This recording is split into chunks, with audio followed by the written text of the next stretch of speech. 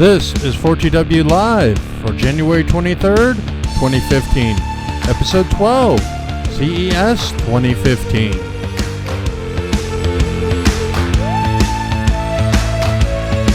Welcome to 4TW Live! Yes, we are back, and I know Chris hates the cheesy shit, but I'm going to do it anyways. Yes, give me the finger. Whatever. Suck it. We are recording 4TW Live today. Yes, we are finally back. Although we're a little late, but due to technical problems, mainly my internet being a piece of shit sometimes. But we are back, and we're going to do my favorite part of the year, other than E3. Swamp Valley. CES. That's right. Consumer Electronics Show. Or, hey, look at all the cool shit that we're going to show you that you can never fucking afford to buy. Yeah, seriously. So, alrighty. Yep. This week we're going to do something a little special this year. Last year we did a couple of commentaries for Sony and Samsung, which you can look in our archive and see those old episodes from last year's panel. But before we get started, let's go ahead and introduce my co-host this week. This week we got Mario Cryonova Benegas. Hey, hello. And Chris, the real Cartman Kovacs. That's right. He is the real fat himself. Yes. And when he loses all that weight, it's going to suck, because then he has to come up with a new nickname. And I'll still be the real Cartman, but... he'll be the real thin Cartman. I'll be flabby, because I'll probably have a lot of excess skin. Which I had a strategic plan for that, though. Well, listen, I had a strategic plan for the excess skin. I was thinking of keeping it, so that way if I needed to, like, say... you never know. Say I fall off a building, I can stretch it out like a flying squirrel, and I can just didn't Stewie do that in an episode of Family Guy? Yeah, actually, Stewie did. Stewie did it. You might want to knock the gain down on your mic just a hair. It's a little. What? Turn the gain down? Yeah. Well, you're a little closer to the mic than you usually are. Okay. Is that better? Yeah. Okay. So. Anyways, this year, yeah, this year Mario actually had the task of going through and editing all the conferences together and getting the highlights that would be interested into one 40-minute video. And Mario, how did that go? Hours. Yeah, how did that go? How did that go? Well, if it wasn't, it'd be 3 hours of good, bad, and snooze. But it was pretty interesting to watch it all. One of them you'll probably know is when you have to chop it down a lot. But overall, it was pretty cool to do it. It was fun. All right, well, let's get the ball on the road, guys. All right. Yes, that's for sure. All right, let's go ahead and get things on the ball rolling. So we start off with Sony. Why not? Yep. Not like we have a choice. Yeah. Let's pull it up here and let's get started. Because I think it'd be remiss if I didn't mention Sony Pictures Entertainment and, of course, the comedy movie, The Interview. I think that both Sony Pictures Entertainment, former employees, and certainly current employees, they were, unfortunately, the victim of one of the most vicious I'm just surprised and they started the conference cyber attacks that we've known, certainly in recent history. For me, it's a movie. Sure, it got its political spiel, but overall, it was just a movie. Did you guys see the movie? Again, yeah, I did. Some of the I'm gonna watch it probably tomorrow. Okay. I think it's available on Netflix. It's okay. It's kind of funny. It's it's not the best thing. It's that Seth Rogen and Franco's done together, but I prefer This Is the End. That movie's great. This Is the End was pretty funny. Of Sony and our entertainment business. At Sony, we spent the past year emphasizing and talking to everybody about what drives us as a company. And those of you who have followed our conversations really know that Sony's deep desire is to deliver products and also experiences that are both technologically innovative but also emotionally moving. And slightly Sony's copied from other people. Has the potential to offer critical support that we can to patent the shit out of, seeking to provide better advanced drive assistance systems, or ADAS as we call it for short. Now our concept, which we call LifeSpace UX, brings a new way to enjoy audio and visual content by eliminating completely the need for conventional displays and casings, and animating and illuminating the walls, lights, and sometimes even the ceilings of your home. Huh? Another concept. You'll see. You'll see what this looks like. Light speaker. This This innovative product allows A symphonic your favorite light music speaker. to flow from a beautiful lamp fixture. Okay. The sound radiates outward Stoners in beware. all directions. Now, since I became CEO of Sony back in April of 2012, we've continued to accelerate our transformation efforts. Into Becoming more making focused and gimmicky ass driven. products. I have been committed to putting Sony on a course for future growth in fiscal 2015 and beyond. Okay, pause right there. Okay. Let's address something real quick. Sony. They've been in really bad shape as of late. Yeah, they have. They really, really have been. I mean, most people don't know this. Sony hasn't been making money at all. Nope. For quite some time. They've been losing money. I don't remember what last year's numbers were, but it hasn't been good, and Not at all. I think other than the motion picture, even the motion picture division hasn't really been turning that much of a profit. They really haven't had anything like, Runaway. They've had a couple hits here and there, like the Spider-Man movies, a few other movies here and there. But, I mean, product-wise, other than probably the PS4 and the money they make off of Blu-rays, they have not been doing, because they do own the primary license for Blu-rays. Every Blu-ray gets sold, they get a piece of that pie. But other than that, they haven't been making much money. Yep. They really haven't. And have you guys seen anything from Sony in the last few years that made you say, I got to buy a Sony? Nope. Not. I mean, honestly, with me, it probably hasn't been. Oh my gosh! I mean, the very last Sony product I ever really bought because it was a really cool one. Was probably like my Walkman, CD Walkman. Yeah. Sound it out there, buddy. It's okay. Now, Many.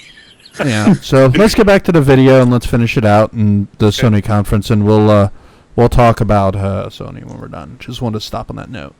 Let me introduce some categories where we're already seeing some promising results. I dig the dubstep.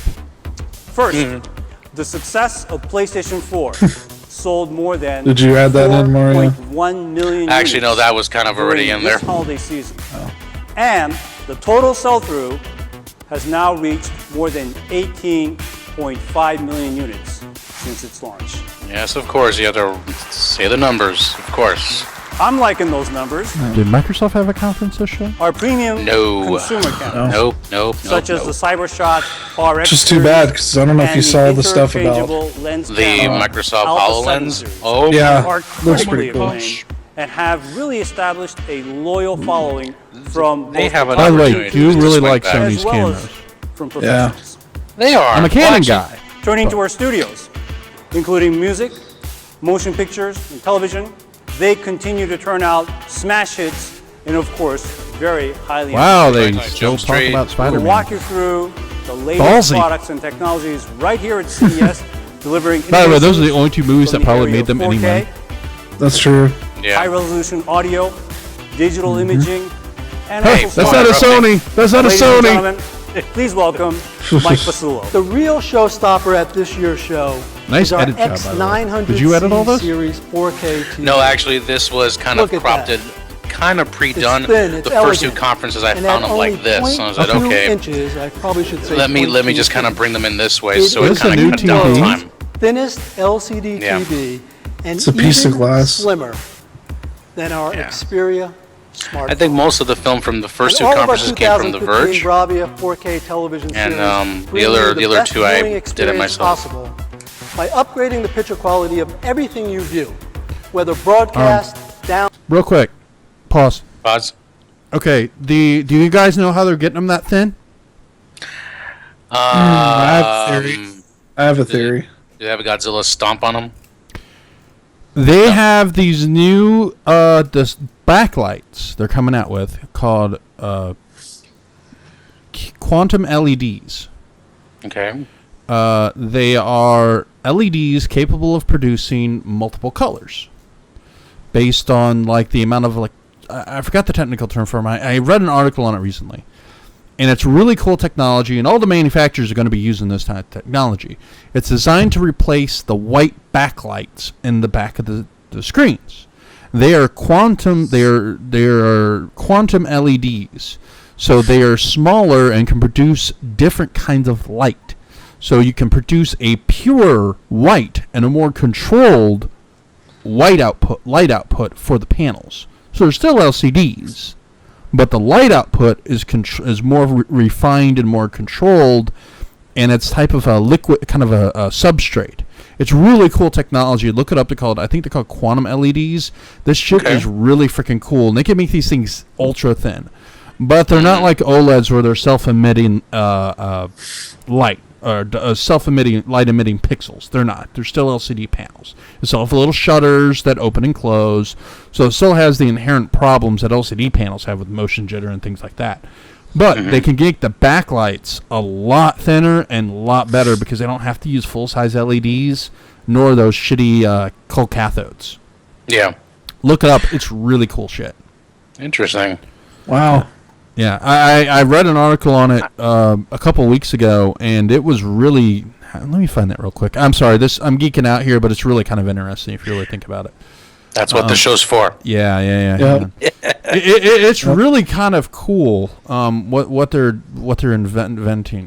Quantum. Yeah, it's pretty interesting. You know, you learn something and have a way to help you fall asleep at the same time. Gotta love Matt, you know. Oh, screw you, hippie. Here they are. Here. I'm putting it on the big screen over here. If you guys tune in to the...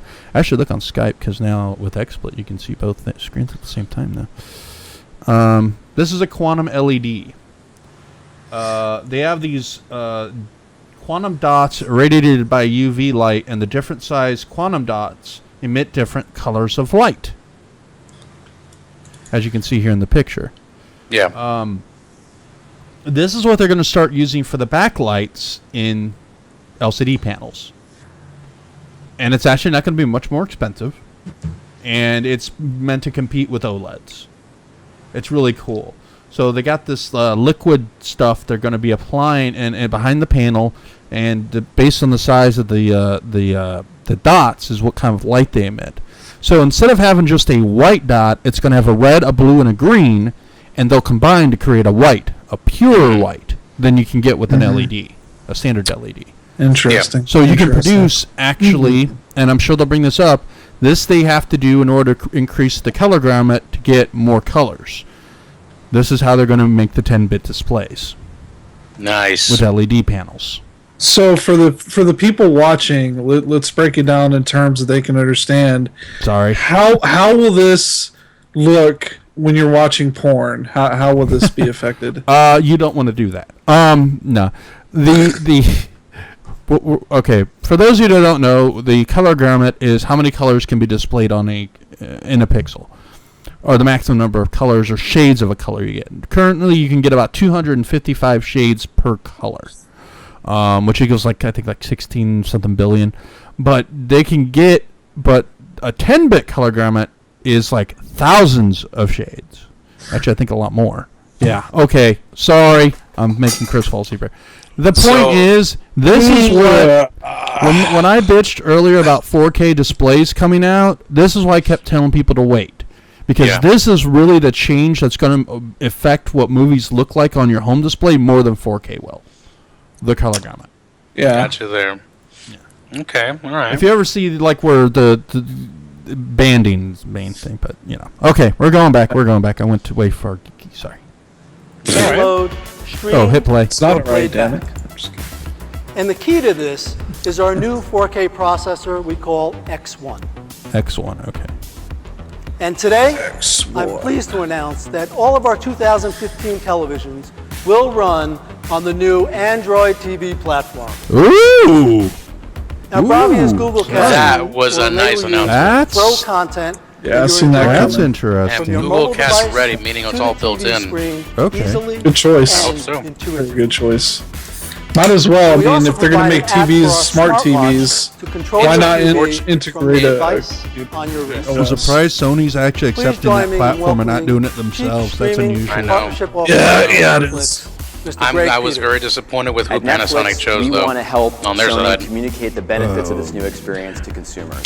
I'm gonna tell you Netflix something really quick, recommended guys. Here in this TV. part with Consumers Netflix, who want Netflix the was very like best at in every internet single TV, one the of those best Netflix conferences. experience. So, Because but of the main rest 4K assured- content provider right now. But the overall message, though, same exact thing here. So I did not include them in like the other three. That the Sony teams have worked so Because the hard to message is deliver. exactly the same. Instant on, fast and Mario. easy access to Netflix application for content choosing, and video playback that starts so quickly. And it's sticking it almost up Comcast and instantaneous. up the ISP's Consumers are ass gonna to make it love give us more this new direct experience. access. We have Exactly. a new 4K Handycam, which turns your personal experiences and adventures into Hell vibrant, yeah. And high I must resolution admit, memories that actually was the and last thing I personal bought. I narratives. bought it 2 years ago. In was addition, a Handycam from Sony. we are a introducing Handycam. Yeah, our Handycam. first Yeah. And it's pretty 4K cool. action I just cam don't like Sony's for the proprietary active file enthusiast. extension Ladies to and make gentlemen, everything. My parents Please have, welcome they have a Tony Handycam. My brother got it for him for Christmas. It's a good camcorder. It works great. It's just I hate the file extension.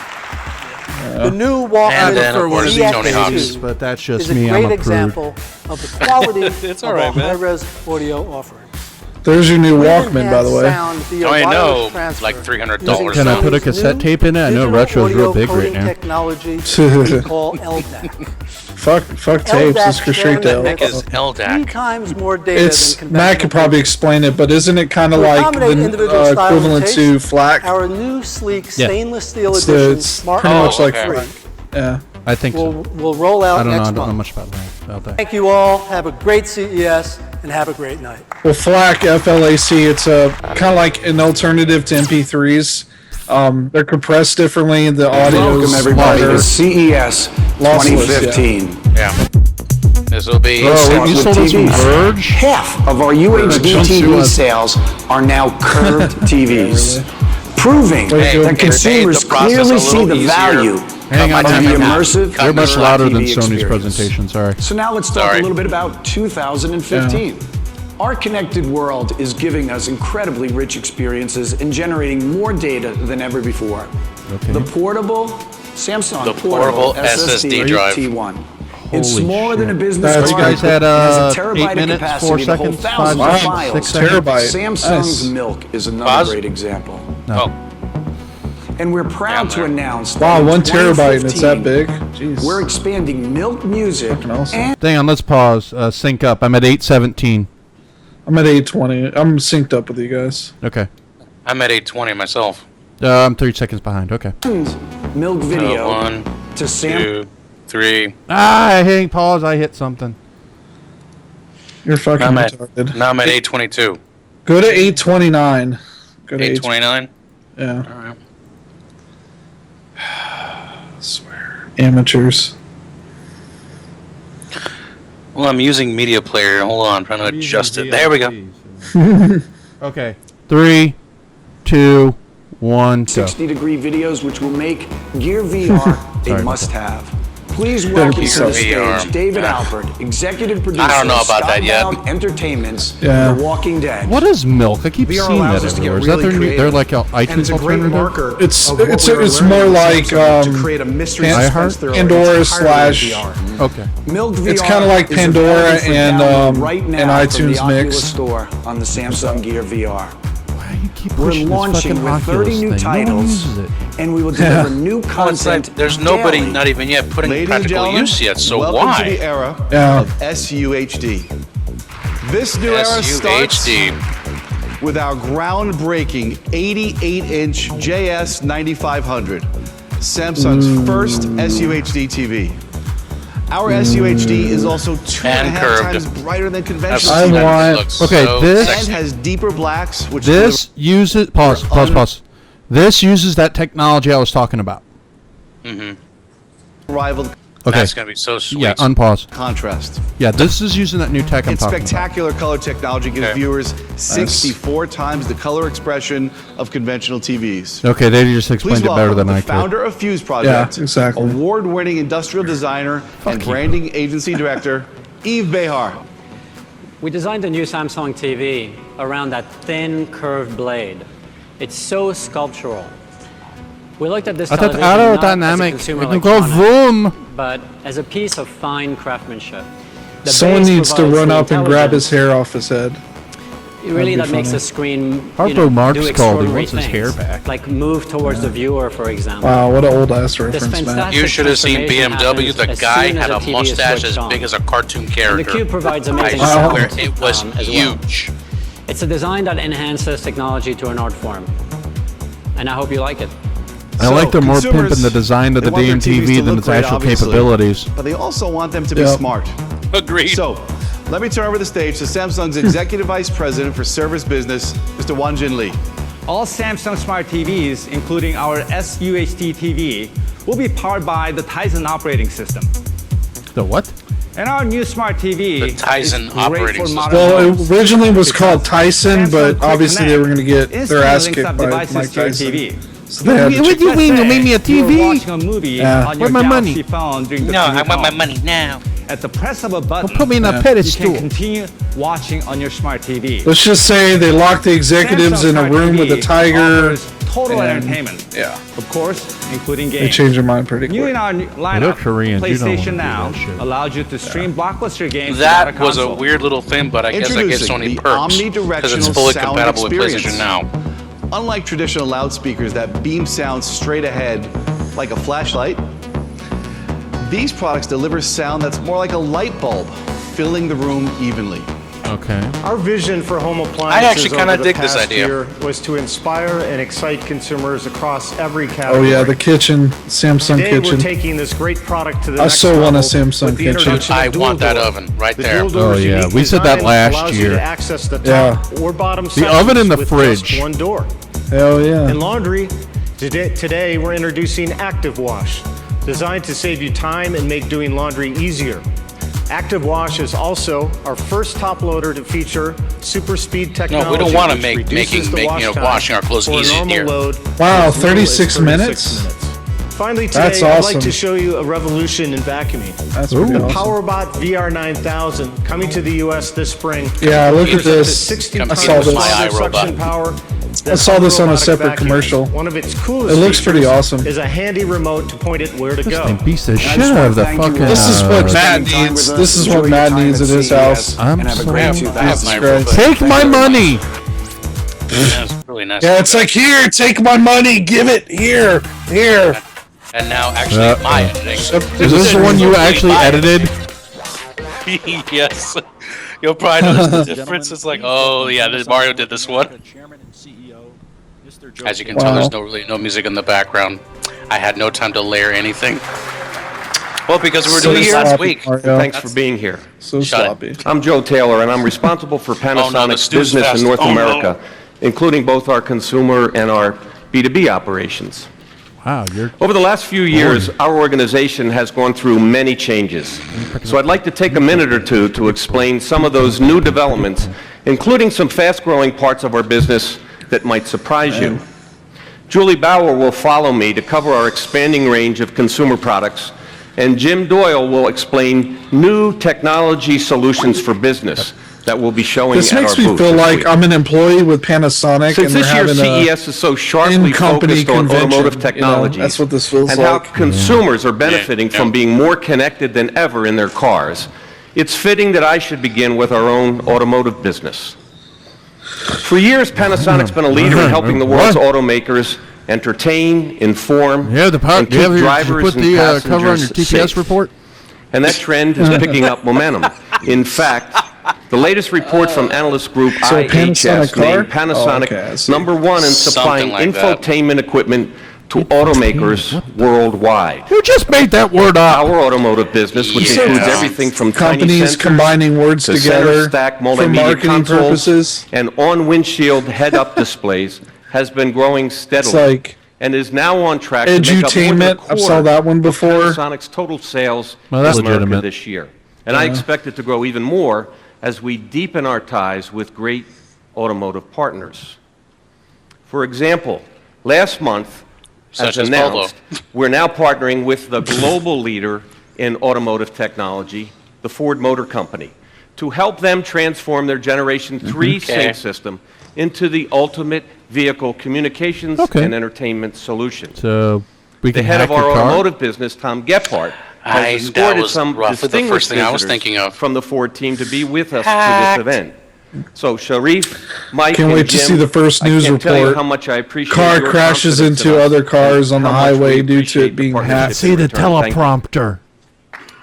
Okay, cut, and then I go to the next section. Panasonic has also been a leader in developing power sources for electric vehicles and hybrids. Starting over 20 years ago, in a joint venture with Toyota. Enough about the fucking cars. Batteries. Whoever video edited all this needs to be fired. Well, we're continuing to support. Well, you could have done it. Panasonic's battery team has been able to extend its leadership in manufacturing lithium-ion Well, this part says batteries semi-important for the battery stuff because they are, one of the top people for lithium-ion. Yeah, that is true. Panasonic today is the #1 supplier of lithium-ion batteries for the batteries are automotive pretty use good globally.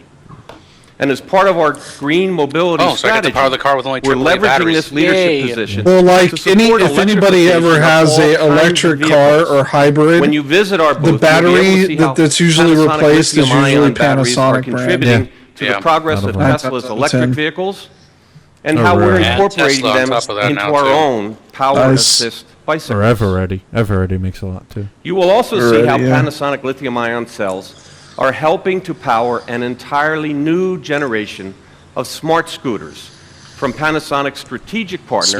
You get a Vespa? They're making Vespas? I thought this was Gogoro a embraces little funny. Panasonic's vision of green mobility and smart it's a smart Vespa. Battery swapping infrastructure. So to make a major impact. Oh snap! I can do donuts. I can spin out. Most densely populated. I take back what I said. That is badass. You can see the Gogoro smart scooter. That would make me want to buy it. And the battery swapping station. Can I deliver a pizza on that?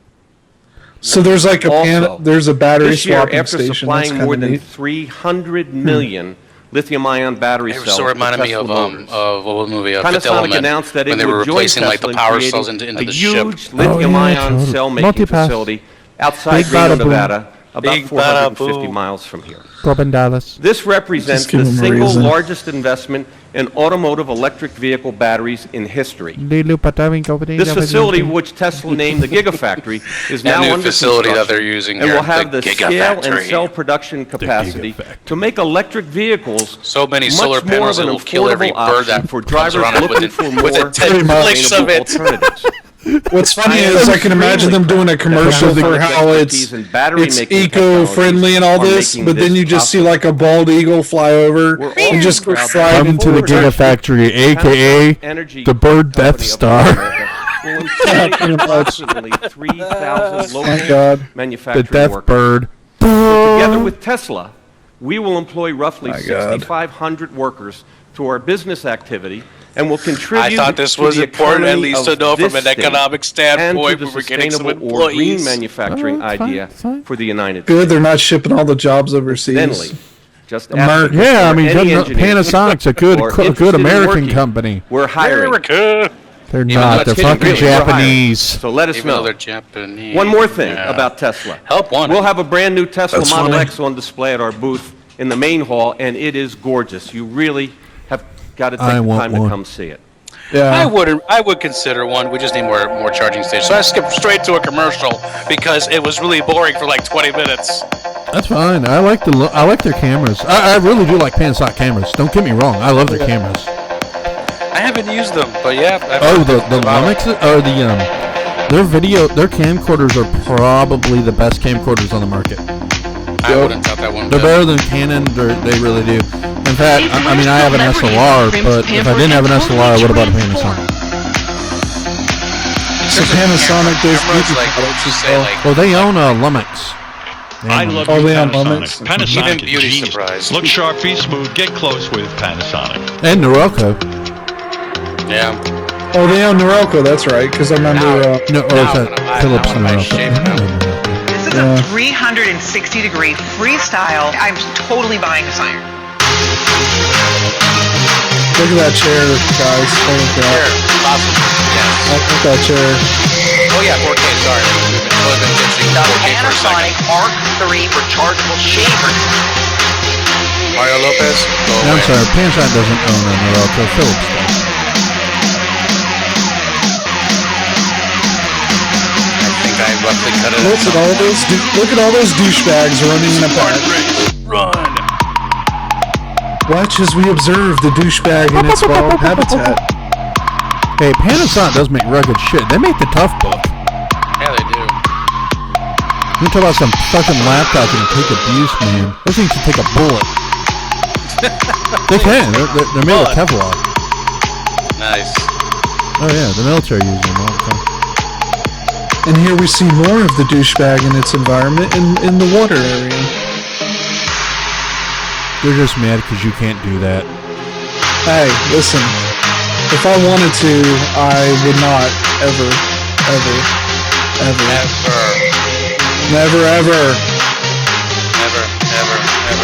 Like, what do I have to prove? That's My God, it's Hippie Fest 2000. That is sort of my point too. It's kind of like, you know, like, what are you trying to prove? Okay, you can so if you're an ultra hippie jump hipster, over a fucking fake mountain. So are you saying the only thing missing here was a shot of them in Starbucks? I know, right?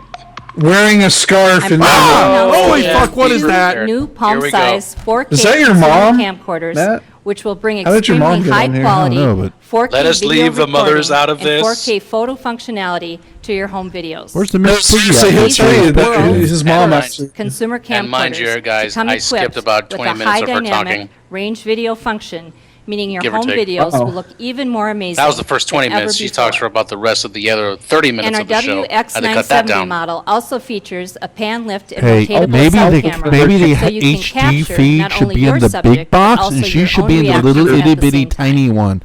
Just a thought, guys. I want Just one a of their thought. Panasonic cameras, Matt. Huh? I want one of their cameras. Their Panasonic cameras. Yeah. I like their cameras. I really do. How's Nikon with like just cameras, not camcorders? I doubt they do camcorders, Nikon? but They're probably the best. One of the best. It's kind of tied between them and Canon. It's them and Canon. Yeah, it's pretty much personal preference from what I understand. Oh yeah. CES. This was I'm a shot Canon in guy. January, yet we're showing Santa Claus. I mean, I'm a Canon guy, but I will not fault anybody for buying a Nikon. I hear you. Me and Now, if you go buy a fucking about that. Sony, you're a dumbass. But you know, I bought a camcorder, not a camera. SLRs. I'm referring to now. Yeah. I buy cameras for camera companies. not Busted, fat boy. Dad, look, Santa. Huh? Even that family looks douchey. A little bit. A little bit. What better gift to give this year than peace of mind? Introducing the Panasonic home monitoring and control system. Is Santa now sponsored by Panasonic? Expandable system. Seriously, I expect this shit from Sony. Keep an eye on all the things that matter most. I like Panasonic. Can you This is a imagine? connected home. That's such a solution great for the system. consumer. Let's say The system hypothetically runs you have completely on a Wi-Fi and can be secret operated room by where your you keep We your position a friends number of our connected that home you system meet at the cameras bar. a few iconic You know, Las Vegas landmarks chloroform. like the Bellagio. Are you saying like the Stop by guy the in booth this Ohio? week and check it out for yourself. What? Like the You guy can in buy the Ohio? home monitoring system on Panasonic.com I don't know what you're talking now about. and on HSN in January. The guy that kidnapped all those girls in Ohio? Never mind. And speaking of new standards of Hey, look, quality, it's said it. I'm Panasonic. proud to unveil for you today what we believe will be the world's first Here we next go. generation Blu-ray disc player prototype, capable of playing 4K Ultra HD native content and brand new high dynamic Where's all the range fireworks and content. all the lighting in the background to really highlight that thing? This paves Exactly. the way towards Nowhere. enabling consumers to enjoy the I'm Read that crisp, disappointed. teleprompter, honey. true-to-life Read that quality teleprompter. of amazing 4K Look, Ultra I'm HD very- content. I am very and sure high dynamic Mario. range Yeah. content. You know, it'd be in funny. Their own home. They turned it on and you saw the flashing 12 in the front. I'd also like to unveil Panasonic's That'd new be funny as addition hell. to our line of critically acclaimed 4K And Ultra look how they HD unveiled it. Look how they TVs. unveiled the TV. Somebody had to The take the trash bag off the TV. C6-850 series. This carries is what on I a would go with tradition of Panasonic to get a best-in-class 4K LED TV. picture I would quality too. and I'm just a innovative little technology disappointed with how enhancements. they It introduces Presentation new is never good, but the technologies, product speaks for including itself. white Little color turn up. phosphor, which has developed We'll pause after us this, and it helped us conference is achieve over, an by the way. amazing 98% Yeah, we have to take a small breather. of Okay, PCI pause. color Pause. space. Pause. Okay. This is. I want to go in geek mode here, full screen. All right, these are the color garments I keep talking about. They actually have a diagram. Thank you, Panasonic. This is what 4K is really all about. And you can stay awake there, Chris. Don't worry, I don't have you in the screen so they can't see you. This is really what it's all about, people, and why I tell people for a long time, don't buy a 4K TV yet. Exactly. This is where the changes are going to happen when it comes to display technology. Thank you, Panasonic, for finally fucking doing it, and thank you, Sony, for finally doing it, too. I've been saying this for 2 years now, and someone's finally actually doing it. All right, let's continue on in 3, 2, 1. Something our engineers tell me is quite remarkable. Those same ones Joe's trying to hire. However, a wide color palette alone is meaningless unless it is also coupled with accuracy. It has always been our guiding principle to deliver images which are as accurate to the intentions of the director as possible. All respects due there, the CX850 series uses color management technologies that until now have only been found in the kind of professional studio monitors used in Hollywood. Nothing to do with that at all. Panasonic is the first to introduce this professional technology in a consumer television. Oh, that's cool. And the different shows. But seeing is believing. At our booth, we are lining our TVs up against professional studio monitors so you can see with your own eyes just how accurate You're putting they are. him to sleep. Beyond the stunning picture quality we are known for, this is why I don't understand these major companies have the money. They could hire an actor or somebody entertaining who has a good voice instead of having some fucking executive go up there and try to, let's be honest, come out of their comfort zone. They have a Technics app? Andreas Gall. Just to kind of let you guys know, they're going with Firefox. Oh. System. Hi, Oh. CTO of Mozilla. Wow. Our mission is to promote openness, innovation, and Mozilla OS. Show you our CEO. We created Firefox OS to enable consumers, developers. I've seen a demo. I've used the demo of their OS, and it's such a fucking copy rip of Android, and it's buggy as fuck. This enables flexibility for developers and consumers. Okay, we will definitely pause. Firefox OS is now available with our partners in nearly 30 countries and on 16 smartphones. 30 countries? You're serious? We are excited to announce. Yeah, by the way, the biggest the areas where his their parts are mostly used are third world countries where they can't afford an actual, OS with money. Licensing for an Android device or Apple, exactly. Interface, they can easily I thought it's interesting Panasonic, wanted to be involved in the cell phone market, that they decided to go with, stay tuned for Panasonic's Firefox OS instead of Android. Not who to use. Not at all. Thank you, Andreas. It's going to flop. Firefox OS will be available on all Panasonic 2015 4K Live Plus screen smart TVs. Oh, fuck you. Globally, we have been even more That's kind of disappointing. And we can pause right here if you want. Okay. This makes me want to get a Sony over a Panasonic now, I'll be honest. Okay. Either a Samsung or Sony. So, let's go over what we just saw. All right. So, let's start off with the obvious here. 4K Blu-ray. We've been talking about it. Finally, yes, but yet we knew nothing it was about coming. Details. Now, is this something that you think is going to be necessary in the future? No. Probably not. I hope so. Sure. I'm sure there will be the market that will refuse to let go of physical copies, and that's good. I'm in that market.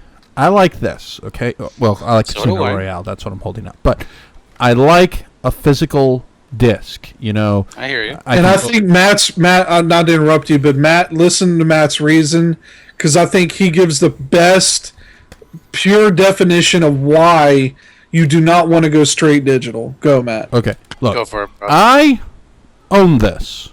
This is in my hand. It does not go away.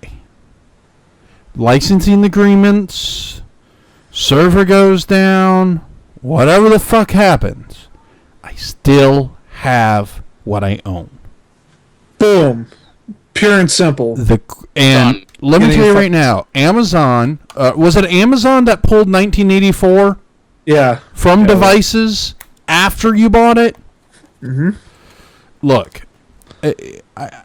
people argue, oh, digital's so much better. No, it's not. Digital dies. Physical media is forever. Well, unless you got like burned Blu-rays, which, you know. Bottom line is, you don't want to rely on digital because, like Matt just said, pure and simple. I mean, you want a physical copy that there's no restriction. You can't rely on a third-party service to say, "Oh, you can use it now." Not now, but now. And let's also look at this. I mean, how many movies have we seen pulled from Netflix or Amazon? A ton. Yes. And now, granted, I have not heard of anybody buying something on Amazon and it going away. Yeah, Amazon that you purchased. The Prime stuff, yes, but nothing that you purchased. Yeah. But doesn't mean that could change. Too. Like if you buy a movie through Google Play or iTunes, and it's added to your library, it doesn't go away. Well, yeah. But let's say Amazon goes out of business. Yeah. I mean, it could happen. It could happen. You never know. Bezos could make his stupidest fucking decision of all time. He could make a fleet of drones and have them crash into a bunch of people or an old folks' home, and all of a sudden Amazon sued because a drone of theirs set a house on fire or some shit because of the terror, some sort of attack. Okay, I mean. Yeah, exactly. So, you know, they were carrying a plasma screen TV, dropped on some old lady, and they get sued for billions of dollars. Okay, so, I know, weird hypothetical, but Bezos is going in that direction.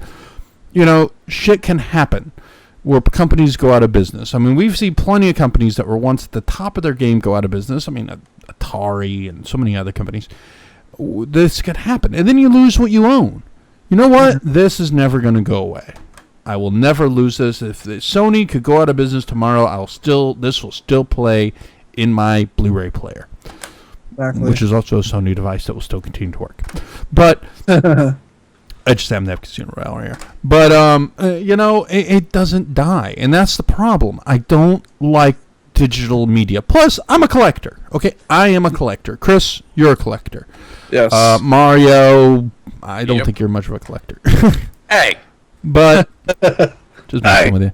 We're collectors. I mean, look at Chris's shelf behind him there. You know, and here, look at my shelf over there. You know, I have like I have close to probably about 400 Blu-rays over there, and some could argue I probably spend way too much money on Blu-rays. But I mean, I'm a collector. I have a lot of movies, but I don't want this to be replaced with digital media. And that's why I want physical. 4K Blu-ray is a great idea. Yes. I've read the specs already on it. My qualms with it. It is 10-bit. So cool. Good. It is 10-bit out the gate. In fact, some Blu-rays actually have it already enabled. Have deep color. You've heard it before. That's actually 10-bit. Deep color, yeah. But the problem is that my issue with 4K is going to be what is going to be converted. It was very hard to convert a lot of things to HD, to 1080p. Yeah. We've seen some stuff questionable quality. Some stuff has been remastered 2, 3, 4 times. Some once and never touched again. But are you guys going to upgrade or not? That's my question. Would you upgrade to 4K for everything, some stuff, or not at all? Why bother?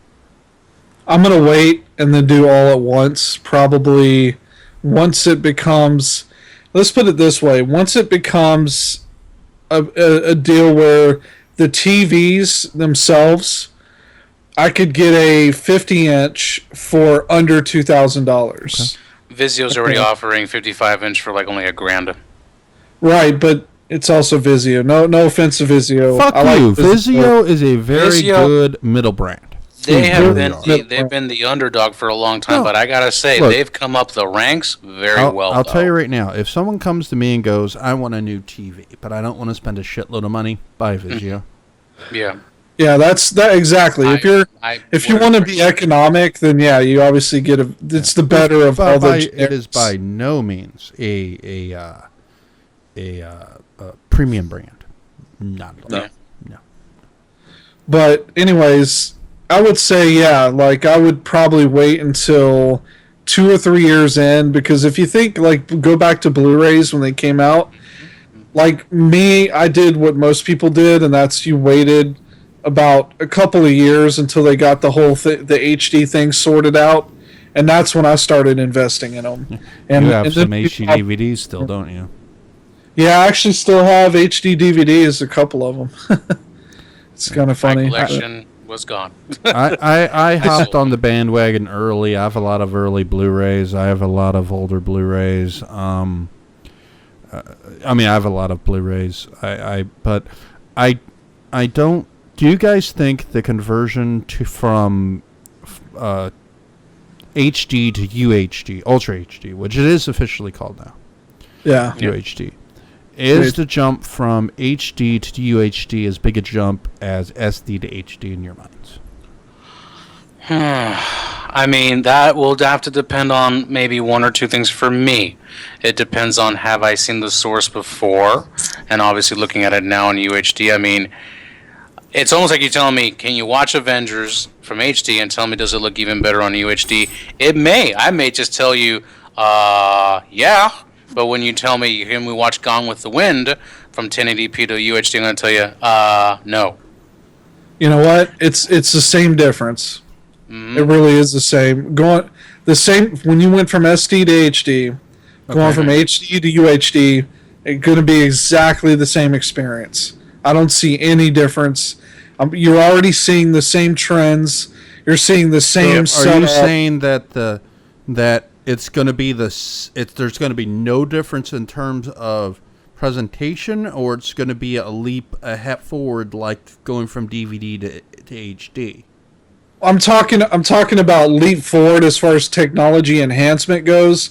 Yes, you're going to notice a difference, but it's going to be the same equivalent difference that you saw when you went from seeing a DVD to seeing a Blu-ray on a 1080p display for the first time. It's going to be that same thought, that same experience. I don't see it being like, wow, because eventually later down the road they're going to have something even better 8K. Quality, 8K, and then it's just going to be the same thing again. So I don't. And to be honest, it's a good thing because from the manufacturer standpoint, 4K is 35 millimeter equivalent. Right, but from a manufacturer standpoint, it's a good thing. It's the same because they can easily advertise it to people, and they expect, okay, this is the next big thing, and it's not a matter of people thinking this is. Hold on, it's not. You got to remember something now. There's a lot of people that don't have a lot of money. Right, it's not a market where people are just spending money out the ass, right? Mm-hmm. So you have to be able to provide a legitimate reason for somebody to make this kind of upgrade. So at this point, if they can kind of relate it to the jump from SD to Blu-ray, which they kind of are, then it's going to be real simple for them. That's why I'm saying it's important to understand that transition be the same. Okay. I think the thing is that we're going to have a lot of problems where we don't have source material good enough to be used. Digital's been around since hang on, I'll take exactly one. Digital's been around since what? Episode 2. Yep. Star Wars Episode 2. So sure. And I think you're kind of. I think since this is where I'm sorry, agree with you there, Matt. Yeah. 2002. So we've got 10 years over. Almost 13 years of digital movies. That a good chunk of them were shot in 2K. In 2K, right? Including the the 2 later Star Wars prequels. That we will never see in 4K. Now we can see the original trilogy. We can see parts of Phantom Menace. There was some parts shot digitally. We do know that. They won't. I think they eventually came out and told us what they were, but we're never going to see the Star Wars saga in HD in 4K. You can see episodes 1 for the original trilogy and the newer films because they're being shot on film. But do you think this could be a hindrance since your newer movies we're going to have a problem with because they're going to try and upconvert? Yeah. Yeah, I see your point with that one, man. I totally do. I've seen shit they've upconverted from standard definition to HD. Some isn't bad. Like, I got a Farscape Blu-ray set. Well, Matt, better question, or more specific question that maybe you can answer. The process in taking one of those older movies and upconverting it to 4K, what is going to be the turnaround time? Is it going to be longer than here's the thing. If you take a digitally shot film in 2K and try and convert it to 4K, you're just scaling the damn thing. You're taking the digital source and just blowing the picture up. You may do some cleanup here and there, but you're gonna try and sharpen the image. But you're going to get what would essentially been the same damn thing if you put the Blu-ray in and played it back on a 4K device. Right. That's what you're getting. And that's why I said, some stuff like Farscape. Okay, so my Farscape discs, I have them on DVD. I had them on DVD. I have them on Blu-ray. Do the Blu-rays look better? Yes. Why? Because MPEG 2 as a compression does have limitations. Blacks are crushed, and there are limitations. But the digital tapes they recorded it on, the PAL tapes had better quality, so they could do a more accurate representation. They did the same thing to Highlander. That one didn't work out too well. Not at all. Everybody we hates watching that. Highlander 2. Yes. No. Highlander, the TV series, was also all done was edited on videotape.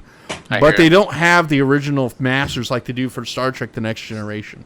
So they unconverted it, and it looks like shit.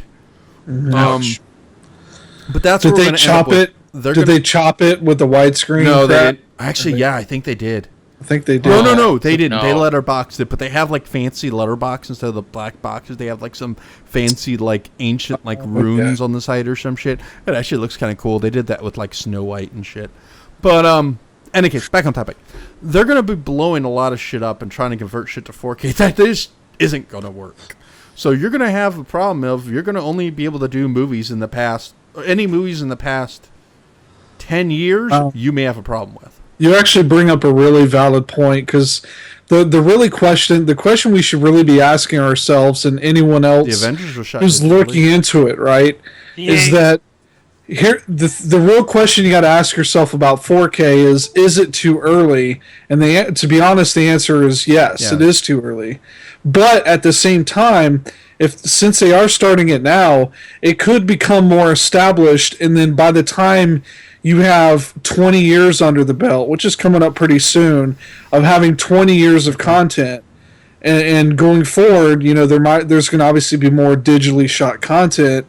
Then you could start having a lot of 4K, true 4K material. Yes. I mean, when you went from Blu-ray, DVD to Blu-ray, you had content.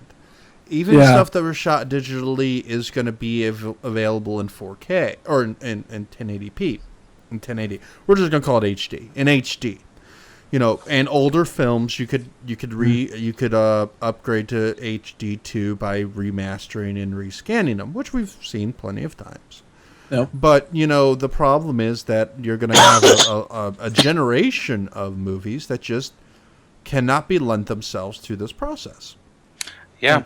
A lot of old school movies just, like you said, it won't be able to make that process because, there's only so much you can push the quality of what it was rawly filmed. And here's the other thing. Here's the other thing. Movies were edited in HD. The DIs were in 2K. Digital intermediaries. I was about to ask that. Technical science lesson. They take the film, they scan it into a computer, and then they print it back onto film. Okay. But the digital files were still in 2K. Okay.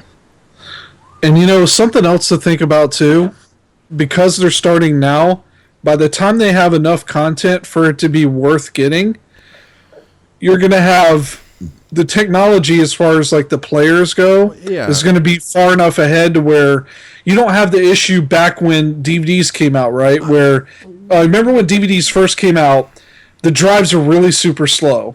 Same thing with Blu-ray. The drives are real slow. Oh god. And it's just like my BD 1500. Yeah. Holy fuck. Yeah, Blu-rays would take 5 minutes to load to the fucking main menu, right? Then came the PlayStation 3.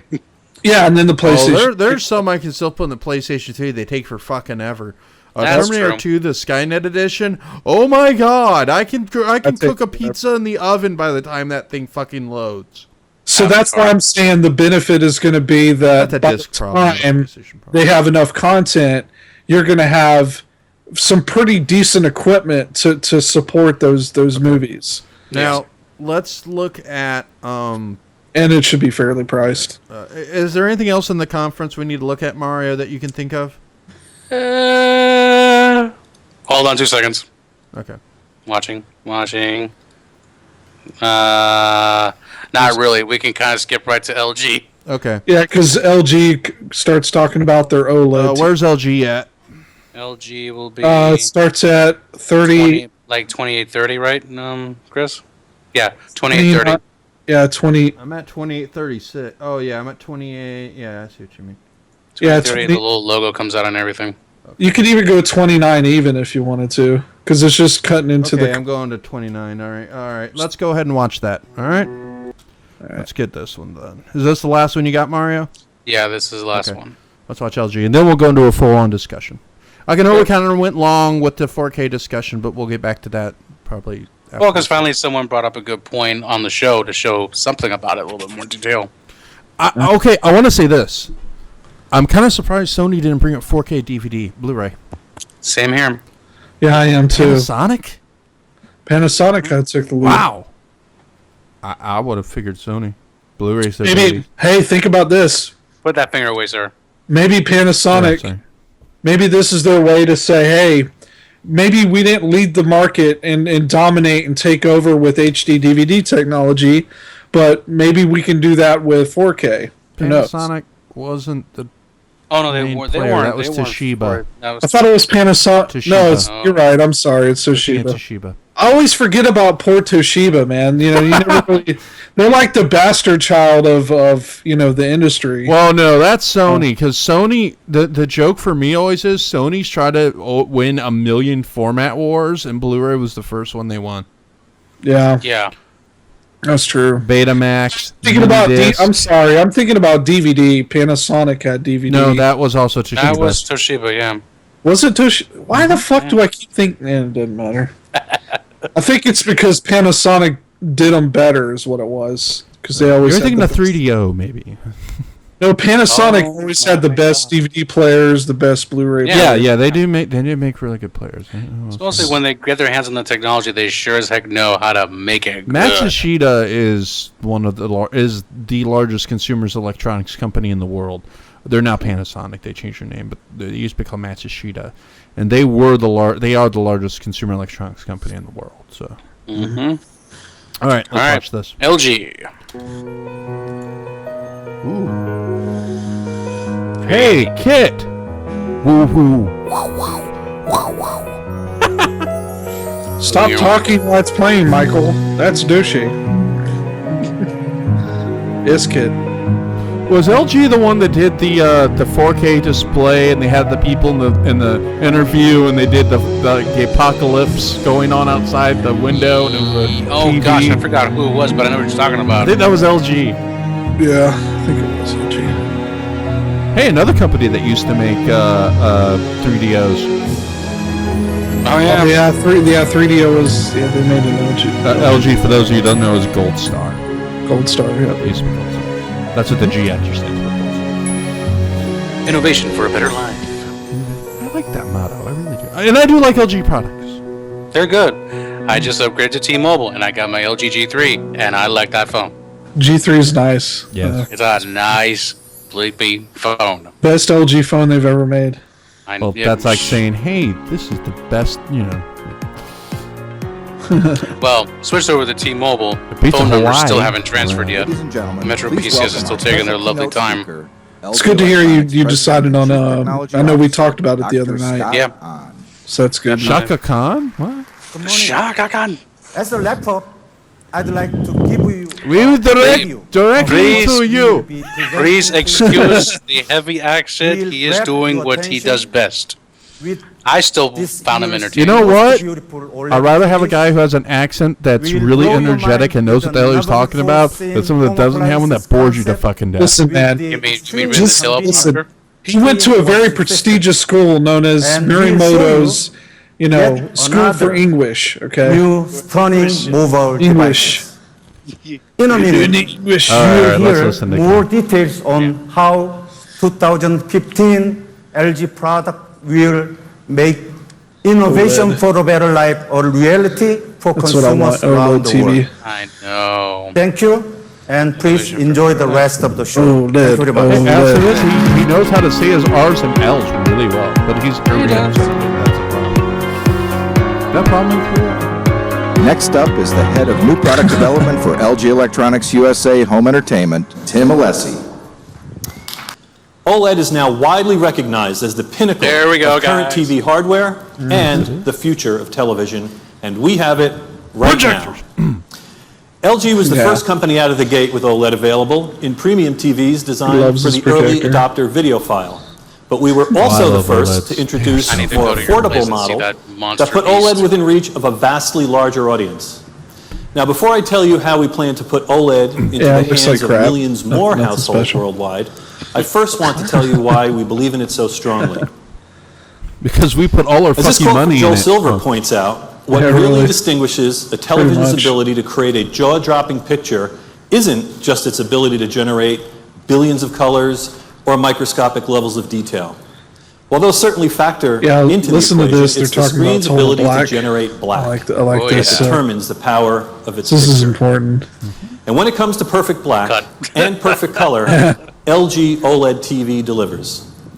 This has been one of the main challenges that TV engineers have been trying to solve for years. Yeah, for people thinking about OLED, think about your cell phone. If you have like a Galaxy S3, makes it pretty much impossible to generate total black.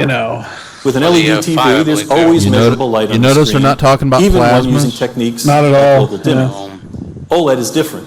But plasmas it uses an emissive layer to generate its own light. May they rest in peace because they fought to the bitter has the ability end. to turn I love atoms format. meaning the screen can create actual pause, which is proven to address that real quick. Okay. Plasma didn't technically die or abandoned. Plasma's been replaced by OLED. Yeah. OLEDs can do exactly, can fill that gap that plasma, OLEDs fill that gap that plasma left. Yeah. And the reason why plasma's left behind is because OLEDs are superior and are going to be cheaper to produce. Yes. And which is awesome. The premium sets for OLEDs are going to go to the price that premium plasmas are at. Yep. Eventually. So that's why plasma was abandoned. Why keep on a technology that just is going far, I'm not going to say is far inferior, but is inferior to OLEDs. And OLED is that technology that market that market fills. Yeah. That product fills that market space. You know, the deep blacks, the rich colors. OLED is that. So there's no reason to keep going. And it didn't really fight to the bitter end. It just naturally aged. You know, just like you got to kind of admit the market for plasma was shrinking to the point where the only people that were really keeping it alive were really the enthusiasts and the guys who wanted to build the man caves. I mean, that's really where the market kind of was sitting on. Plasmas in the end. Only two companies kept making them. Panasonic and well, LG's the last one right now to like LG and Panasonic. Maybe to buck out one or two more, and that's Samsung kind of it. That's what I meant by it. Really, it was just more. It's great. It was great. It was great, and it's good that it even lasted this long. I thought plasma was going to be gone earlier. Well, it would have been gone sooner if OLED came out sooner, but there were problems with the OLED, specifically with I think it was the blue or the green. Decay of those pixels was a lot faster than the others. Yeah. So Okay. All right, let's continue. Be immeasurable during testing. Chris, you still there? Since our OLED TVs already provide the highest contrast ratio ever realized with perfect color, they're ideally suited to enable next generation high dynamic range content to come to life.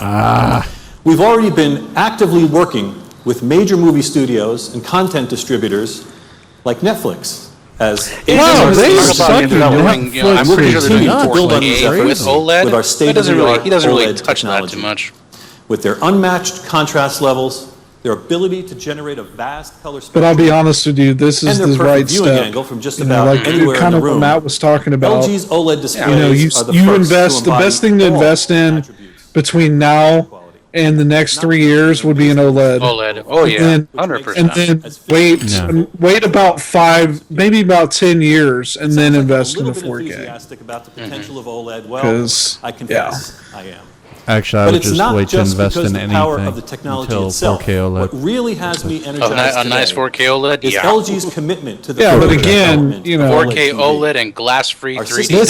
let's wait until we see how much content. That's what matters. It doesn't matter how much shit they put out. Yeah, It's- I'm going to give you my quadrupling analysis on production 4K here at capacity the end. all over the world. Okay. We expect I have the some OLED market Sure. to surpass Let me know when 1 you're going to million do that, sold because I'm by going to grab my 2016 pillow. in a market driven I'm not going primarily technical. by LG. All right.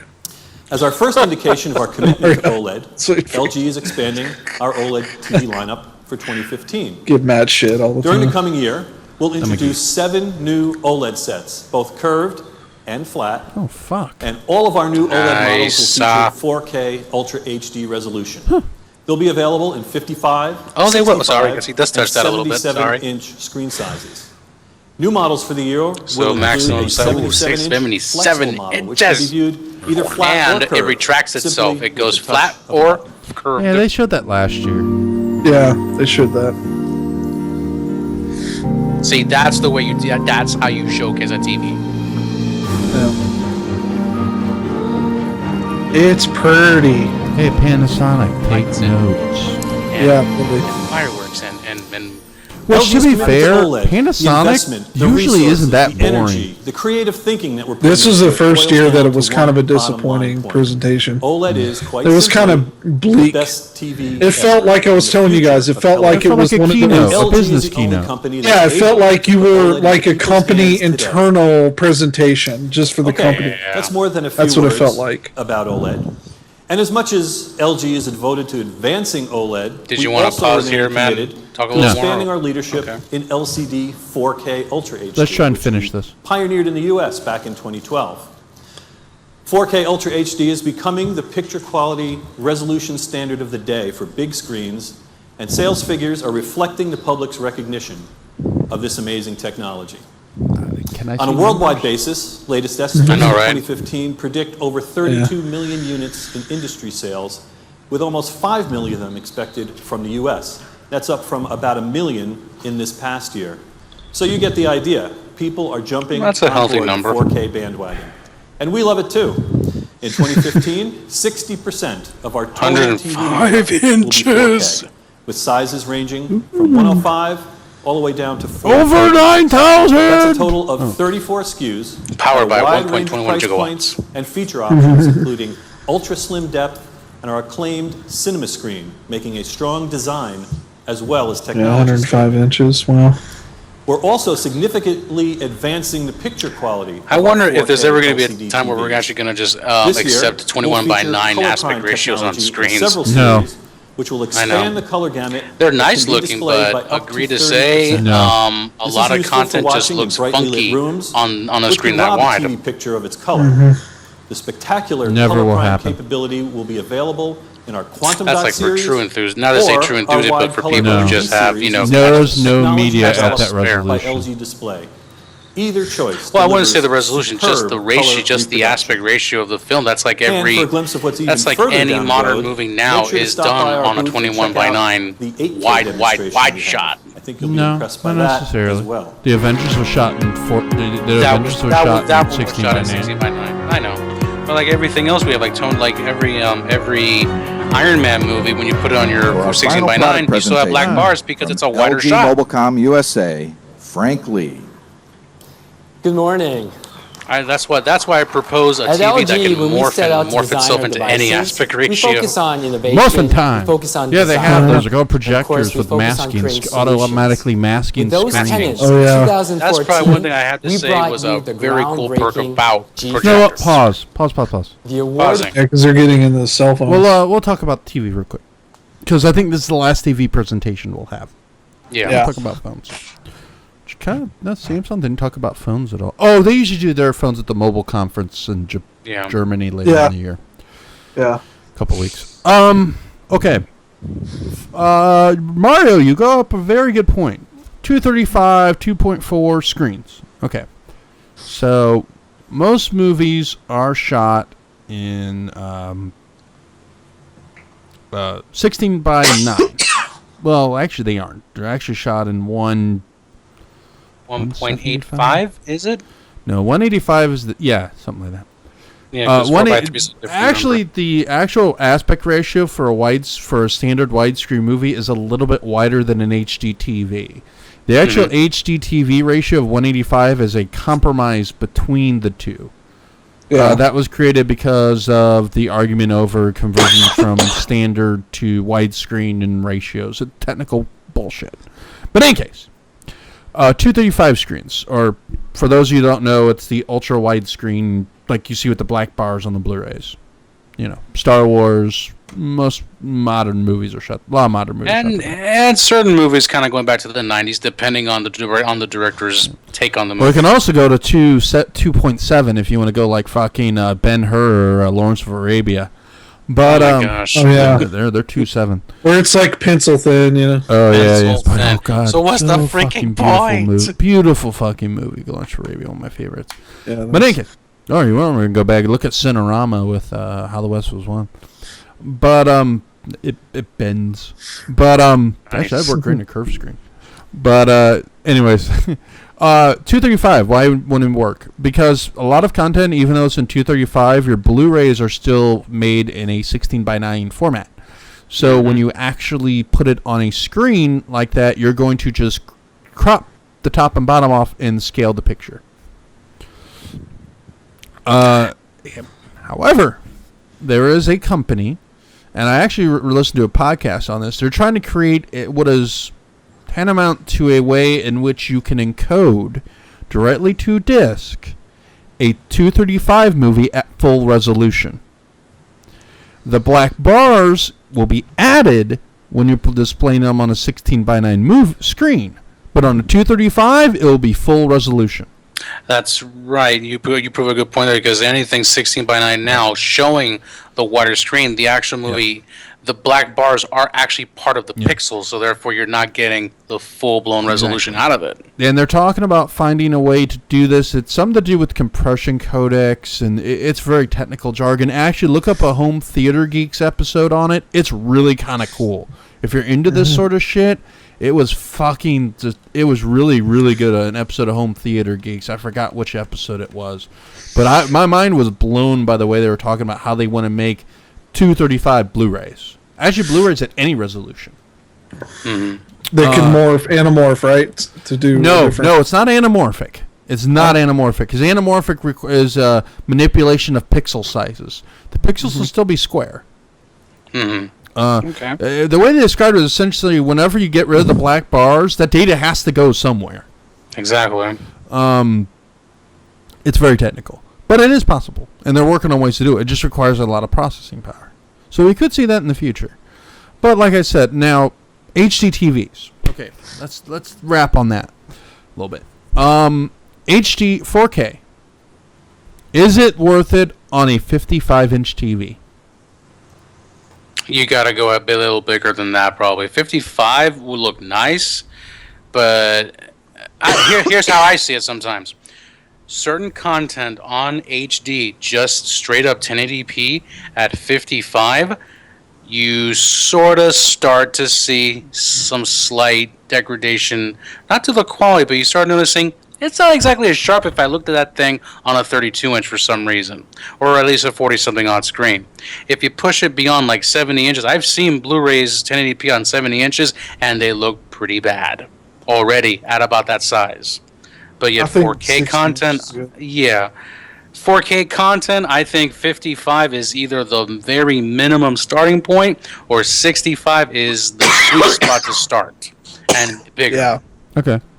I think 55-inch is good for that person that has a big bedroom and they want a decent TV in their bedroom.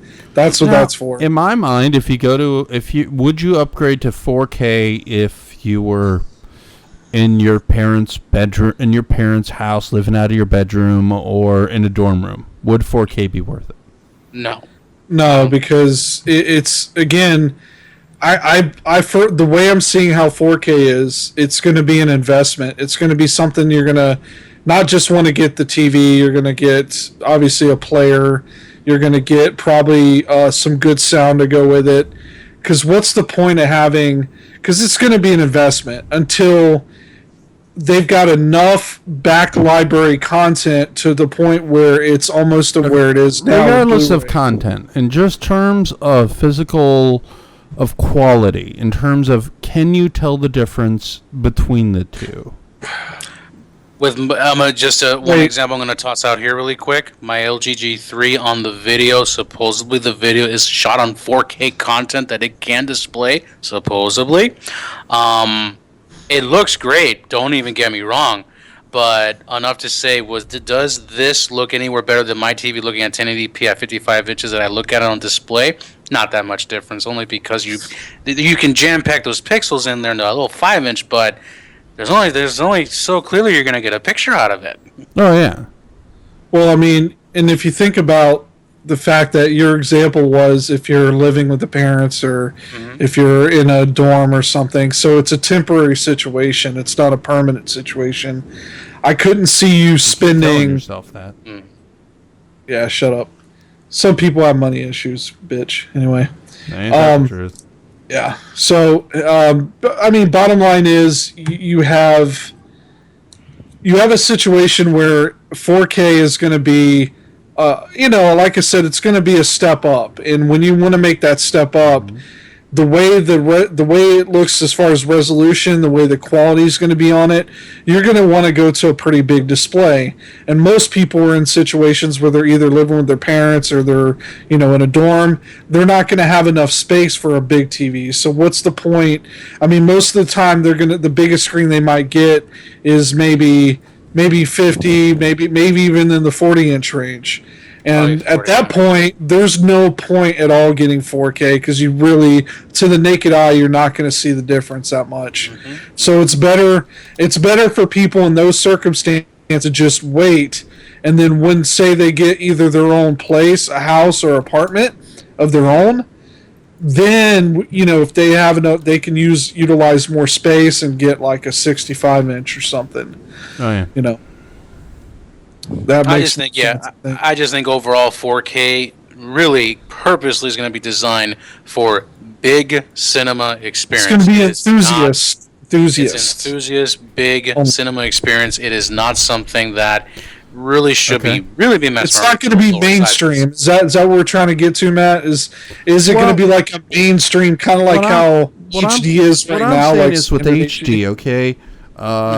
In my mind, if you get a TV lower than 55 inches, why go 1080p? Exactly. Can I really tell the difference between a 1080p 45-inch monitor and a 720p? No. Probably not. I can't. Yeah. Look, I've seen 4K. I've seen 4K content on a 55-inch screen. It looks just as good as the 55-inch TV sitting next to it. A little bit crisper, a little bit sharper, but not a big, oh my God, revelation. In other words, it's not worth spending an extra $4,000 to make that upgrade. It's not worth the upgrade. And now is there going to be a point where you don't have a choice? Yes. But in my mind, that wasn't a big step. But if we look at now, in my mind, I think 65 and higher is where we're going to see 4K really starting to shine. Because in my mind, 1080p starts showing its problems when you get to in the 70. to yes, in the 70s, yeah. Because as the law 70s. Yeah, because if goes, the pixels get bigger.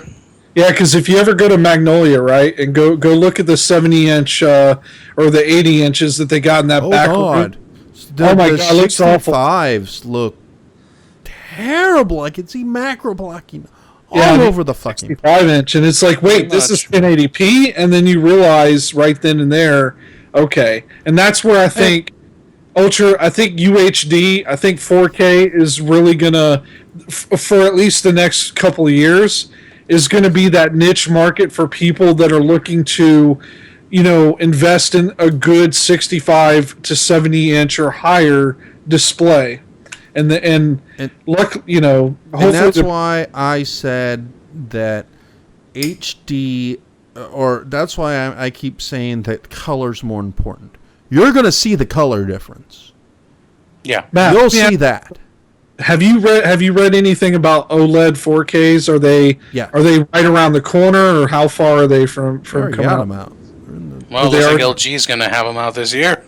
Okay, that's what I thought, because I was thinking they're already out. But good. Okay, that's good, because that's good news. Because if they're out, then it's going to be, because 6 or 8 years ago, remember when plasmas was the big thing, and you pretty much had a choice between, do I invest in plasma or do I go with DLP, right? So that's kind of the equivalent of what's going to be happening next, is going to be, okay, now that I know I want to invest in 4K, do I want to go with the more expensive OLED, or do I want to go with the LCD equivalent? In my mind, where 4K is going to be the biggest boom is projectors. Home theater environments. I can see reasoning to that. Yeah, I can agree with that. I have a nice 100-inch screen. HD looks amazing, but it's still video. And yes, I can tell it's 1080p. I could only imagine what 480p would look, or 4K would look on that. And from what I've heard on a projector is amazing. And that's where we're getting to screen sizes where it matters. Because you can tell the difference. And not on a small 55, maybe even 60-inch screen. It's funny that it's funny to say this, but 55-inch is the modern-day version of what 32-inch used to be. Yep. Like 10 years ago, or 15 years ago, 32-inch. 15, yeah. Yeah, 32-inch was that like middle area. Now it's bumped up to 55, and I could imagine it'll probably go up to 65. Once 4K is or they get close to 8K coming out. I'm sure. When 4K comes out, 65 will be like the new pretty number to get. But then invest 8 or 9 or 10 years with 4K, and then that number shoots up to like 105. Why not? Fucking the Japanese already have 8K broadcasts. So. Yeah. Who was that? Was it Sharp or was it RCA that came up with the 8K content? But but I remember the press conference when the guy said. It's coming, so we'll see. There was a woman in the video, and they're like, "Man, you could see the curvature of her tits," and I was like, "Oh my god." I wasn't gonna say that, but I was just saying the guy kind of said, in lack of a better term, he said, I can literally just walk through this screen because that's just how crisp, real this thing looks. But I don't want that. I want to watch a film. Film doesn't look real. See, let's explain something for those listening, to Mario and others. The thing you got to understand about Matt is, and he's like a lot of people, I'm the same way, in the fact of, when it comes to watching a movie, I still want that slightly grainy, that projection, that quality that you normally see when you go to movies. Hey, Fox, take a note. Yeah, you sons of bitches, quit running DNR through older movies like Predator, or Patton, and because people come out looking like damn plastic action figures. Yeah, pretty much. But, and that was a subject I wanted to get on too. Was that if the more crisp we go, how will this affect filmmaking for the future? Why in the future? They're already fucking up shit that was already made. God, did you hear what HBO did to The Wire? I'm sorry, what was that? Did you hear what HBO did to The Wire? What? No. They took it and reformatted it to 16 by 9 by cropping the top and bottom of the screen. Did you see what they did to Buffy the Vampire Slayer? I don't want to seen that. That pissed me off. Yeah, because I was like, they actually cut off part of the actual film. Oh, I mean, no, not really. They actually did shoot it in 6 more. Yeah, yeah, but they show more. They color corrected shit and didn't bother going and recolor correcting.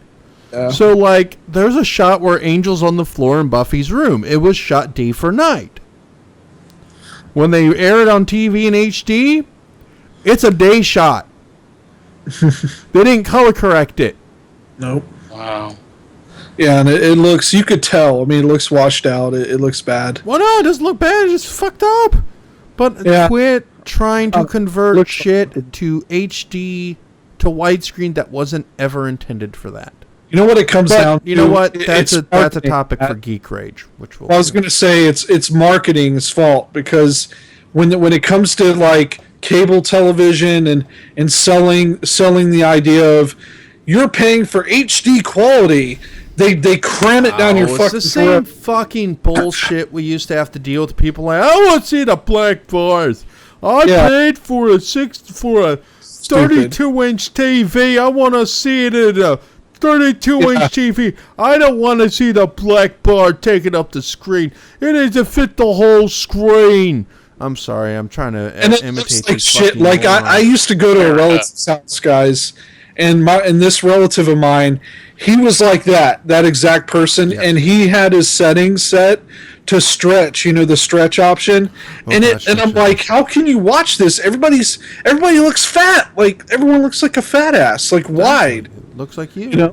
Yeah, everyone, go fuck yourself. But yeah, everybody looks. Everybody like 500 pounds. I mean, can you imagine seeing like John Madden? He had. I'm fatter on widescreen. I am in regular screen. He looked like Jabba the Hutt, Madden. That's what he looked like. Football. Oh, football. Yeah. But again, Matt, what do you think? I mean, in terms of modern movies, let's just say like something like Avatar 2, because we know from many articles that may likely be one of those first, 4K Blu-ray movies, or first true 4K movies to be shown in theaters or whatever. What is it going to do to the film industry in terms of 4K? Or in terms of The Hobbit? I have yet to see the third one, but it must have been awesome. But in terms of like future now, I mean, is it going to hinder the film industry in terms of how they film? No. I have no problem with 4K in terms of technology. Sure. None. But it will be limiting. But, I mean, we've been already through that. The problem with digital is you only can... Your baseline is what you start with. You can't go higher than that. Film, you can. Film is almost infinite. I mean, there is a certain point you get to with film. Especially like something like 16 millimeter. But, yeah. And I've seen some 16 millimeter Blu-rays that you can tell were shot in 16 fucking millimeter because they look like ass. But, they were shot that way. Watch Evil Dead sometime. Evil Dead, yeah. Clerks. But not much you can do about that. Buffy was shot in 16 millimeter. Hey, does this sound better, by the way? Yeah, there you go. Much better. All right. But, there you go. I think we've raged on enough about that. So, 4K and stuff. So, anything good about left in the LG conference other than their phone? Oh, so they're talking about the new Flex 2, which is kind of curved out a little differently. You guys want to watch that or not? I'll let you guys roll on it. No, not really. It's the thing about that. I would save that for a different show when we could talk more about mobile stuff. Yeah. Like the mobile conference is coming up in a couple of weeks. We'll do that. Exactly. We could kind of, because I'm sure they're going to rehash. I'm sure they're going to rehash. Yeah, when's that? In March, I think. Yeah, March. In Germany usually. Yeah. So, did Apple do Apple Mac World this year? I don't know. That's usually CES, not that I saw. Well, it's usually around CES time. They do their own thing because they're like, fuck CES or Apple. Yeah, really. But anyways, so all right. Well, you guys got anything else to say about CES this year? I know we kind of rambled about TVs, but to me, this is the big thing. Well, one good honorable mention here that I put it up on Facebook, and I think Chris probably saw it. I don't know if you saw it too, Matt. It was a company called Ultra D, which I've been following them for about the last 2 years. Potentially speaking, they're growing to basically trying to really become that one distributor that can possibly give TV manufacturers the technology, the really good function technology for glass-free 3D tech. Sure, we know 3D is dead. Well, the reason why it's been dead is for all the obvious reasons. Ultra D in this case, though, it's kind of like, well, if you eliminate the one thing that's been making 3D horrible, one, minus the content, I know the content's also been kind of crappy, but if you can truthfully really get this thing to really immerse you into the darn screen, why not give it a shot? Well, and that is going to be one benefit of 4K is, one benefit of 4K we're going to have for sure is that Blu-ray or 3D will look better.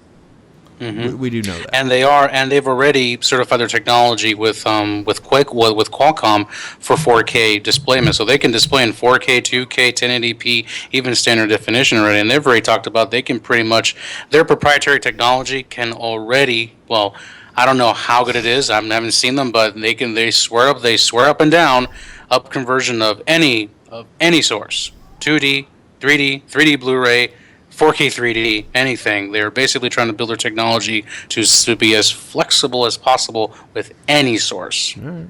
Okay. So I'm thinking, all right, they've been rising up a little bit these last couple of years.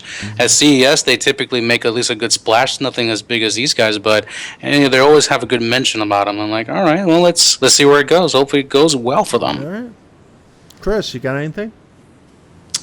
Yeah, I think what we could take away from this is that 4K, at the end of the day, when you decide, fuck 4K. Oh, yeah, that's Iron yeah, Sheik really. would say. yeah, the Sheik would say, "Fuck that bullshit." Go fuck 4K. Go, I fuck it anyway, because he says things wrong. So he's anyway. Yeah, the thing with 4K is when you're thinking as a consumer, is this going to be right for me? So first off, if you're excuse me a moment, that cough that won't go away. Hairball. This is fucking Florida weather. Kiss my ass. Anyway, so 4K, is it right for me? Now, if you're, a person like myself who's not in a permanent situation, not somewhere where you can, have a lot of space to work with, then don't bother. It's a waste of money. You're honestly just doing it to brag. Let's be honest. You're being a douchebag. You might as well get a scarf and go sit at Starbucks with your horn rimmed glasses and your 60-inch 4K TV. Exactly, and be a douchebag. Now, if you're someone like Matt or Mario, I'm guessing you guys have a house or something. If you have a place, I live outside. You live, or he lives outside. Box. Even it's better. a really nice cardboard box. Exactly, it's a whirlpool. Smartasses aside for a moment. When you have space to work with, now you're looking at investing now. Now, my opinion is wait maybe 2 more years just for content purposes. But if you decide you want to go refinement. Exactly, in technology refinement. But if you're like, I gotta have this now, you're like me, I gotta have the newest, greatest thing right now, then I would wait until summertime is probably the best time, maybe even the holidays of 2015, and then invest in 65-inch or higher. And then as far as content goes, I mean, you're going to have Netflix by then is going to be fully, having some stuff running in 4K. You're going to have maybe 1 or 2, maybe a handful of Blu-rays that are 4K by that point. So I would say the holiday time would be the best time to buy it. So that would be my advice to anybody watching this that is thinking about 4K.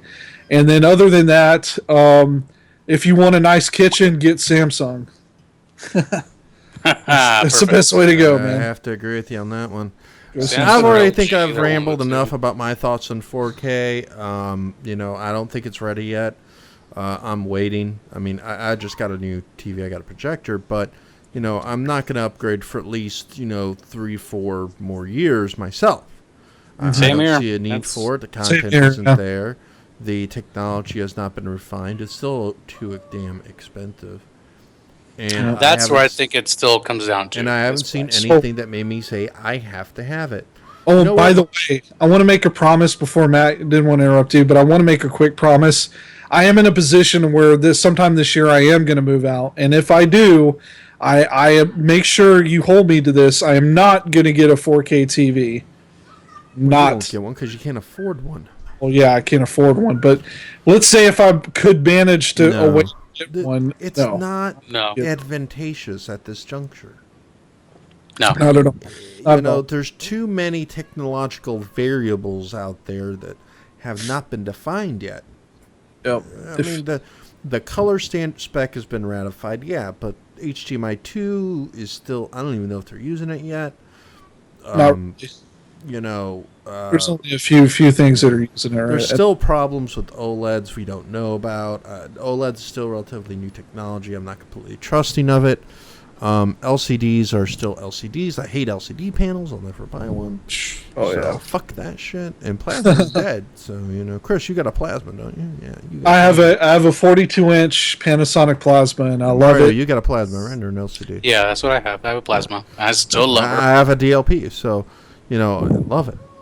Yeah, it's good. Well, actually, my old TV still was a DLP too. And I hear you, Mario. I hear you.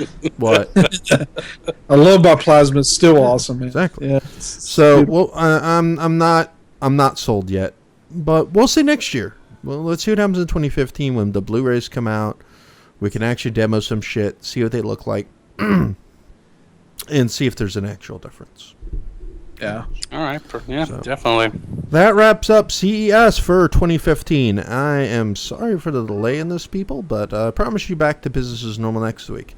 Little preview. We're going to talk about the X-Files returning to possibly return to TV next week. Yay! Okay. Excited for that. Yeah. You guys got anything you want to sneak peek about next week for next week's show? Oh, we had a Nintendo Direct. We'll bring it directly to you. Directly to you. Bring it directly to Chris, you got anything you want to talk about? And Mario, if you want to take it upon yourself, maybe you can edit that Nintendo Direct a little bit to get the highlights. I definitely will do that, and I'll start doing that maybe tomorrow. All right. And I promise I will make it better. Lots of really cool shit has gone down the last 2 weeks. A lot, and surprisingly, it's the beginning of the year. Usually, you don't get these kind of announcements right now. Yeah, like I don't know if you guys heard recently, but in comic news, Marvel announced that the end of the Secret War series that ends this year will conclude in the end of the Marvel universe as we know it. The end. It's the end of the world. In other words, they're copying DC, guys. Watch out. Just fine. There could be a new 52 equivalent reboot, New 53. similar to what. Which my prediction is this is their way to retcon a lot of the mistakes they made. By the way, what is DC's fascination with the number fucking 52? 52 Earths. I don't know. Yeah, it does. I mean, I know it's the weeks of the year, but it was like they did a 52-ish. They did 52. Wasn't that the arc after Infinite Crisis? Exactly. Infinite Crisis. It's 52 worlds. Yeah, that's where all 52 comes from. Anyways, and they also announced the casting of Supergirl for the new TV show. Oh yeah, I heard about that. Yeah. We'll talk about that next week and more. So be sure to watch us next week. Same bat channel, same bat time. You guys have any recommendations this week for anybody for our viewers out there this week? I got nothing right now. Recommendation, I would say. I would say to everyone who's big into the comic-based TV series, please catch up because the mid-season premieres have happened. Mm-hmm. So they're going back in full motion with Gotham, with the Flash, the Arrow, and I'm missing another one. What's the other one? Arrow, Flash, Gotham. Arrow, Flash, Gotham. Yeah, that's pretty much it. Constantine's done. Constantine, sad news on that. I mean, it's getting the ratings are getting worse, and they're pretty much predicting it's going to be canceled, which I'm really fucking mad about. It needs to be on HBO, not it on needs to fucking be on. NBC. It needs to be a rated R. It needs to be on like HBO or something. I'm hoping. I heard they actually made a reference to Swamp Thing in it too. Yes, they did, and that's what I'm saying. It's awesome series. It's accurate, but what I'm hoping is that some Netflix or somebody will pick it up, and it'll be unrated instead of Netflix is on Marvel's stick right now, so I doubt that'll happen. Or Amazon or whoever. But the point is, somebody needs to pick it up, and like it needs to be unrated. That's all I'm saying. It needs to be unrated. My recommendation for the week is Shadow of Mordor. It's a very good game. Been playing it. I heard it's. I have a lot of friends. It's a really good game. I have a lot of my guys on Steam playing that game. Middle Earth, if it met Assassin's Creed and the Batman Arkham games. Yeah, I was thinking about getting it. Yeah, so, all right, Mario, where can they find you on the interwebs? On Facebook, Mario Benegas. That's it. Chris, where can they find you? Because you have a new home on the interwebs. Yes, I do. I finally have my everything set up. Also, kind of an announcement as well. So I decided I'm taking on the personas. The Real Cartman is my handle going forward, and it's going to be part of my new show, which I'll be doing on YouTube. I'm still deciding whether I want to live stream it, but the way I want to do it, it's going to require editing. I don't want to sound like a bumbling baboon, babbling through and fucking up constantly, which I tend to do. So I'm going to be able to, so I'm going to be able to get more experience with editing and stuff like that.